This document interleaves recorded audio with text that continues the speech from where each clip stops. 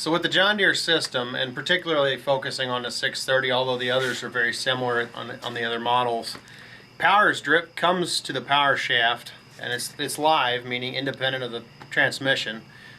Whether the hand clutch is engaged or disengaged has nothing to do with the power shaft, which is quite handy when you're doing anything in the field such as baling hay or using a rotary mower. So that power comes off your crankshaft along your reduction cover, your clutch pulley into the transmission, and through a series of bevel gears, power is redirected and transferred back via shafts to the rock shaft housing on your tractor. Or it may not be the rock shaft housing, but at least the rear cover and the housing that would encase the power shaft clutch.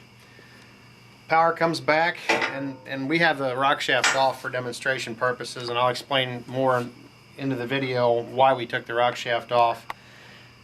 Power comes to the input side of the shaft. There's this housing here encases an oil pump that constantly keeps oil flowing through in and around your clutches to keep everything nice and cool and oil circulating. You don't want that clutch to get hot if it's slipping or being used.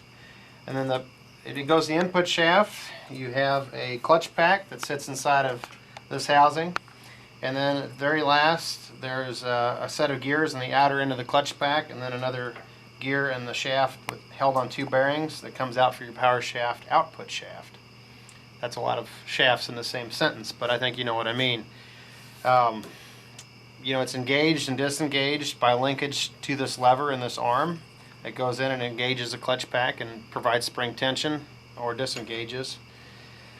This little window right here, this plate held on with I think 2 studs and a bolt, is where you would go to make final adjustment and or to adjust your power shaft clutch. And yes, this is something that would normally need to be adjusted. If your power shaft clutch is slipping, it may just need adjusted, and probably most of them, like all the tractors out there, could use a good oil change. A lot of the clutches hold about 4.5–5 quarts depending on your model, and as always when starting a project like this, highly recommend for sure having your operator's manual, but more like you're going to need a technical manual, whether that's a factory John Deere service manual or an INT service manual.